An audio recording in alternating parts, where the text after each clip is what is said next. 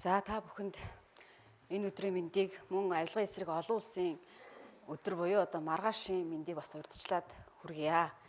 Тэгэхээр энэ өдрийг бас олон улсын өдрийг тохиолдуулж ерөнхийлөгчийн санаачлагаар манай олон нийтийн зөвлөл ийм арга хэмжээг зохион байгуулж байгаад бас талархал илэрхийлье.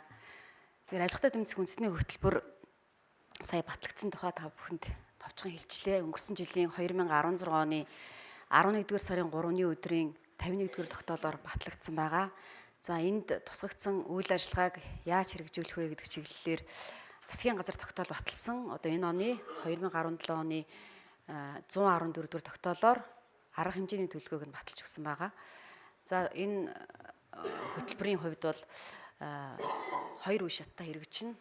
17, 18, 19 онд 1-р үе шат хэрэгжиж дуусна. 2-р үе шат 19, 20, 21, 22 дугаар онд хэрэгжээд 23 онд бид нэгдсэн одоо хэрэгжилтийн тайлан гаргаж олон нийтэд тавих юм байнамаа. Тэгэхээр авилгатай тэмцэх үндэсний хөтөлбөрт бол 86 үйл ажиллагаа тусгагдсан байгаа. За энийг бол 216 арга хэмжээгээр хэрэгжүүлэхээр тусгагдсан ийм баримт бичгээ. Тэр хөтөлбөрийн хэрэгжилтийн зохион байгуулалтын хувьд бол авилгатай тэмцэх газар хариуцж байгаа. Гол одоо зохион байгуулах ажлыг за авилгатай тэмцэх газрын энэ зохион байгуулалтаас гадна хөтөлбөр яаж хэрэгжиж гин хэрэгжилтэд одоо хяналт шинжилгээ үнэлгээг бид яаж хийх гэсэн аргачлалыг боловсруулад улсын хэмжээнд мөрдүүлэх за хэрэгжүүлж байгаа бүх байгууллагын хувьд үйл ажиллагааг нь уялдан зохион байгуулахаас гадна бас бүс нутгийн болон олон улсын байгууллагатай хамтран ажиллах санаачлагыг өрнүүлэх энэ одоо ажлыг бас хамтын ажиллагааг хөгжүүлэх за иргэд олон нийтэд хөтөлбөр яаж хэрэгжиж байгаа юм бэ гэсэн мэдээллийг тухай бүрнд хүргэж ажиллах за цаашлаад одоо авилгатай тэмцэх газар үндэсний хөтөлбөрийн тайлан мэдээ бүх одоо үнэлгээг улсын хурлын холбогдох байнгын ороонд хүргүүлж улсын хурлын холбогдох байнгын ороо бас тодорхой ажлыг хэрэгжүүлэх юм байнамаа. Тэгэхээр улсын хурл бол үндэсний хөтөлбөр тусгагдсан тэр хууль тогтоомжуудыг одоо батлах ийм үүргийг хүлээж байгаа. За засгийн газар бол үндэсний хөтөлбөрийг хэрэгжүүлэх чиглэлээр одоо яам агентлаг орон нутгийн түвшинд ажиллаж байгаа нутгийн болон төрийн захиргааны байгууллагуудын одоо үйл ажиллагааг уялдан зохион байгуулах тэдгээрт дэмжлэг үзүүлэх юм үүргийг үүсгэнэ.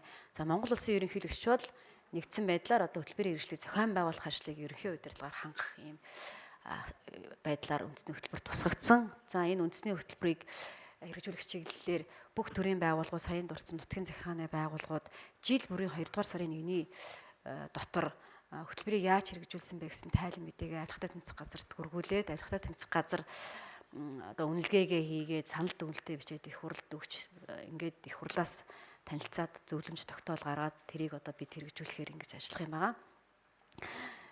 Үндэсний хөтөлбөрийг зохион байгуулалттай холбогдуулаад бас бид нэлээд олон ажлуудыг хийж байгаа. Одоо жил гар 1 сарын хугацаа бол өнгөрцөн байгаа.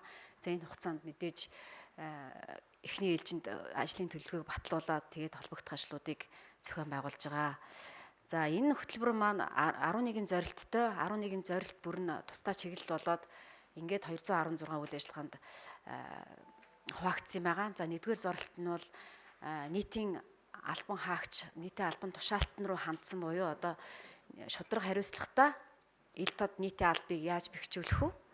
Энэ эрсдлээс одоо авилгын эрсдлээс яаж хамгаалах вэ гэдэг тал руугаа хандсан байгаа. Өөрөөр хэлбэл нийтийн албан тушаалтан одоо албан тушаалт томилогдохоос эхлээд чөлөөлөхтэй холбоотой энэ харилцаанд авилгын эрсдлээс хэрхэн яаж хамгаалах вэ гэдэг асуудлууд байгаамаа. За энэ тухайлах юм бол одоо авилгатай тэмцэх төрийн албаны зөвлөлийн дүгнэлтгүйгээр авилгатай тэмцэх газрын одоо урьдчилан мэдлэгүүдийг хянасан дүгнэлтгүйгээр нийтийн албанд томилогддгүй байх.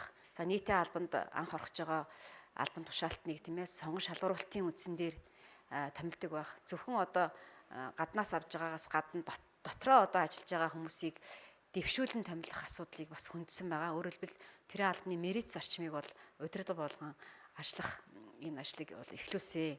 Тэгэхээр энд мөн хөрөнгө орлогын урьдчилан мэдүүлгийг одоо гаргахтай холбогдуулаад энийг одоо цаг хугацаа хожих тийм ээ онлайн байдлаар одоо хөргүүлж онлайн хариу хөргүүлж явах энэ ажлыг бол бид нэр эхлүүлсэн ингээд явж гэн бас төрийн албаны зөвлөлтөд хамтарч ажиллаад энэ холбогдох мэдээллүүдийг ил тод нээлттэй болох асуудлууд бол тусгагдсан байгаа. За төрийн албаны салбар зөвлөлийн дүгнэлтгүйгээр сонгогч сурвалт ороогүй, төрийн албаны нөгөө нөөцөд бүртгэгдээгүй ийм хүмүүсийг томилох. За цаашлаад төр томилох буюу одоо төр орлон гүйцэтгэгчээр томилгож байгаа журам бас хангалттай бас үйлчлэг ажлыг цэгцлэх энэ ажил тусгатаад бас эхний шатны ажлууд нь хийгдээд ингээ явж байна. Түүнээс гадна нийтийн албан тушаалтны үйл ажиллагааг үнэлэх буюу одоо нийтийн гүйцэтгэлийн үнэлгээний арга хэлбэрийг одоо бас олон улсын жишгт нийцүүлж өөрчилж одоо байгаа зөвхөн үр дүнгийн гэрээний үнэлгээ бол хангалттай биш гэж үзэж үндэсний хөтөлбөр тусгагдсан явж байгаа. За төрийн захиргааны албан агчийн бас сэлгэн томилох асуудал бас хөндөгдсөн байгаа. Одоо мөрдөгдөж байгаа журам бол одоо байгууллага хооронд ажиллаж байгаа албан агчтай холбоотой асуудлыг л тусгасан болохоос биш дотроо ажиллаж байгаа хүмүүс яаж сэлгэх юм тийм ээ, тэр нь өөрөө зөвшөөрсөн байх юм уугүй юу гэдэг асуудлыг бас хөндөөгөө орхисон байдасныг одоо цэгцлэхээр төрийн албаны зөвлөлтөд бид нар бас хамтарч ажиллаж байна. За төрийн одоо төрийн албан хаагчийн томилгооны асуудал дээр улс төрийн нөлөө тийм ээ, албан тушаалтны одоо нөлөө бас тэнд байдаг гэсэн шүүмжлэлийг бол дагуулад иргэд олон нийтж ярьж байдаг. Бид ч бас тодорхой одоо зөрчлүүдийг илрүүлж идэг тийм ээ.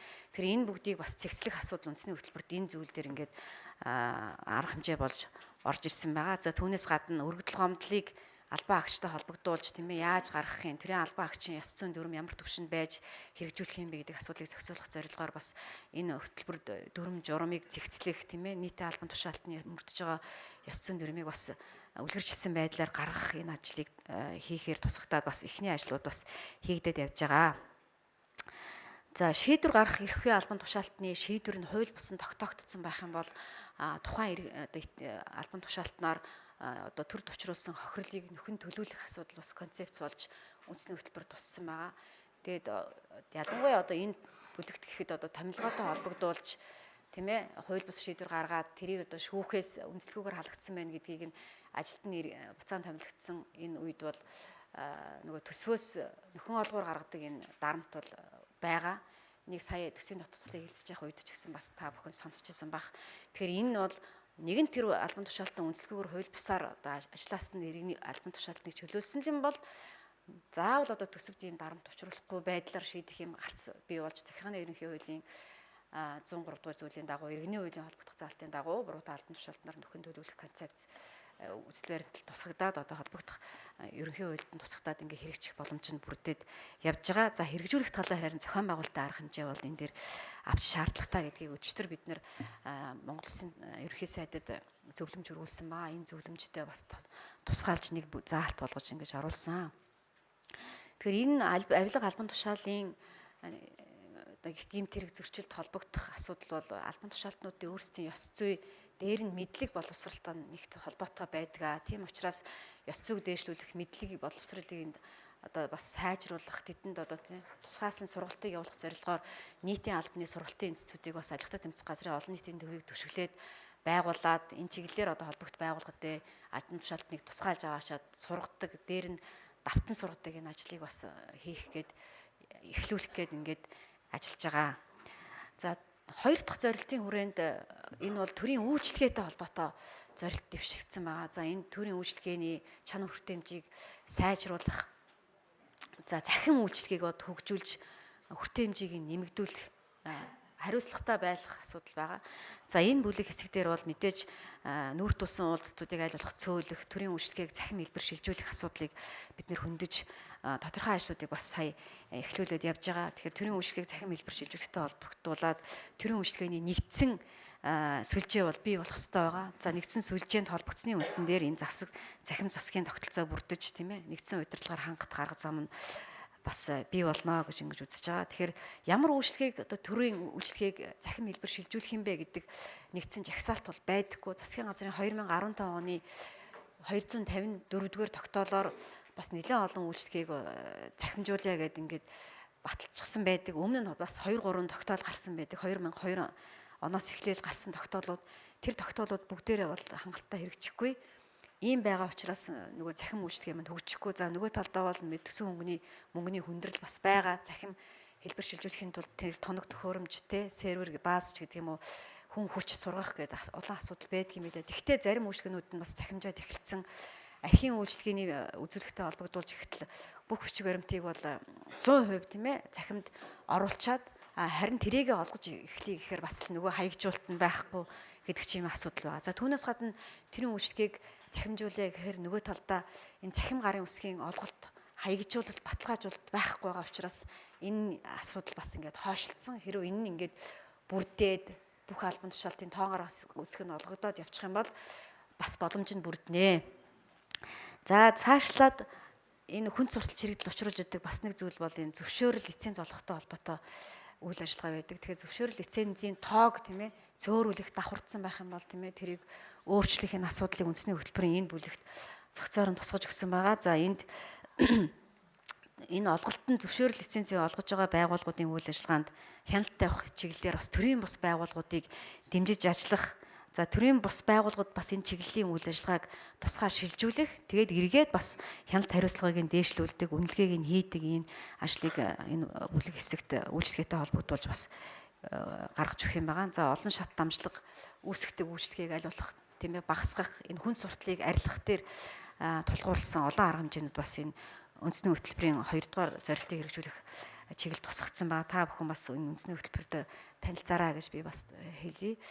За дараа нь энэ төрийн аж ахуйн нэгжүүд дээр бас нэг төрийн хэн шалгалтын чиглэлээр ирдэг дарамтууд байдаг тийм ээ. Урьдсан очиж одоо шалгадаг, торгодог тийм ээ. Ер нь бол урьдсан сэргийлэх чиглэлээр хэн шалгалтыг явуулдаг, торгох төсөв бүрдүүлэгч гэх тийм энэ чиглэл рүү хандсан байдаг. Тэгэхээр энэ үндэсний хөтөлбөрт бол альва энэ төрийн хэн шалгалтын ажлын 70% бол урьдсан сэргийлэх чиглэлээр буюу одоо шалганд тусалдаг одоо хэлбэр шилжүүлэх нь зүйтэй гэж үзэж тусгасан байгаа. За энэ дагуу бас мэргэжлийн хяналтын ерөнхий газар гэхэд юу хоёр хууль бас зөрчилтэй зүйл байдаг. Тухайлбал төсөвт орлого бүрдүүлээ гэдэг ингээд шаардсан. Нийслэлийн стандартаа байгуулсан гэрээнд нийслэлийн мэргэжлийн хяналтын газрын даргын одоо тэр хариуцах үүрэгтэн тусгагдсан байж байдаг.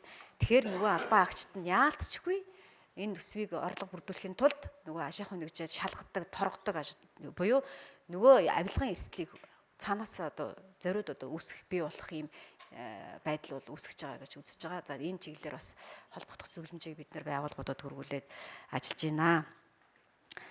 За өргөдөл гомдлыг хүлээж авч шийдвэрлэх тийм ээ хариу өгөх ажил бас хангалттай төвшөнд биш гэж үзэж үндэсний хөтөлбөрөд тусгасан. За тийм ч учраас энэ үндэсний хөтөлбөрт ялангуяа энэ байгууллагууд ирж байгаа өргөдөл гомдолд дүн шинжилгээ хийх шаардлага байна. Тэр өргөдөл гомдол ирнэ гэдэг чинь тэдний одоо тэр байгууллагын ямар үйлчлэгийн доголдоод байгаа юм бэ гэдгийг харуулж байгаа. Тэгэхээр тэр үйлчлэгийг сайжруулахын тулд өргөдөл гомдолтой заавал хэн шинжилгээ үнэлгээ хийж бодлого тодорхойлж байгаа яам гэхэд тэр бодлого маань зөв хэрэгжихгүй, зөв биш байсан юм байна. Тэгээ хэрэгжихгүй байсан юм байна. Тэгээ иргэд нь хүн суртал учруулад байгаа юм байна.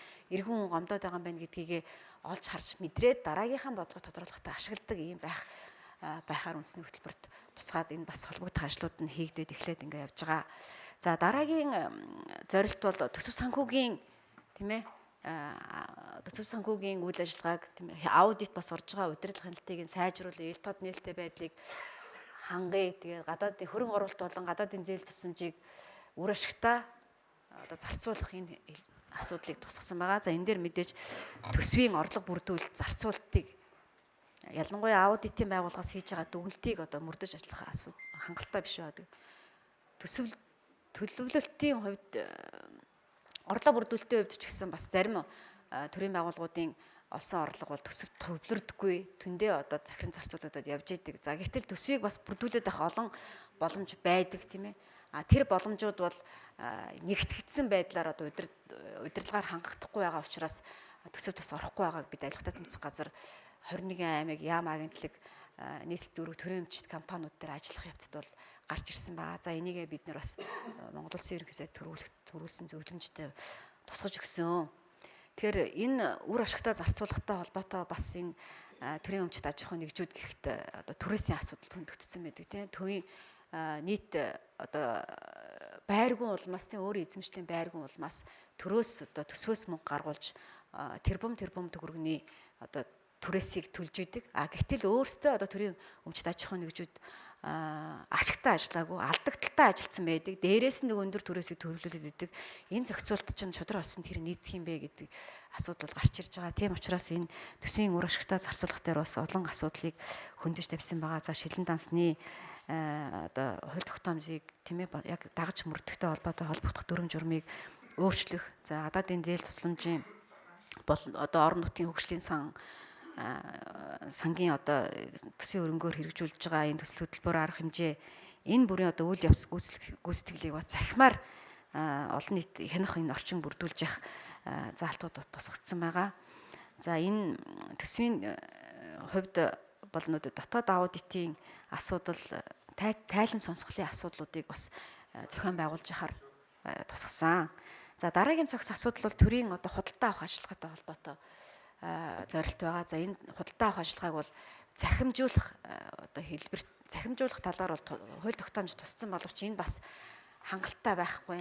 Төсвийн худалдаа авах ажиллагааны цөөхөн хувийг одоо явуулж байна. Захимаар явуулж байна. Бусд нь бас нөгөө л уламжлалт хэлбэр буюу цаас хэлбэрээр явж байгаа. Ингэснээсээ болж нөгөө төлөвлөлт нь ч өөрөө муу байдаг, гүйцэтгэл нь ч тавих хяналтан сул байдаг учраас гэрээний үүргээ биелүүлээгүй аж ахуйн нэгжүүд дараагийнхаа одоо тендер шалгуулалтанд оролцоод явдаг тогтолцоог хаалгах чиглэлээр өмнө үйлчилж байгаа хуулийн хэрэгжилтийг хангах чиглэлээр асуудлууд тусгагдаад энэ бас эхлэн тавигдаад төрийн өмчийн бодлого зохицуулалтын газар сангийн амтаа бид хамтарч ажиллаж байгаа. Одоо төрийн бол орон нутгийн өмчийн хөрөнгөөр бараа ажил үсгээ худалдаа авах тухай хуульд нэмэлт өөрчлөлт оруулах тухай хуулийн төсөл явж байгаа юм байна.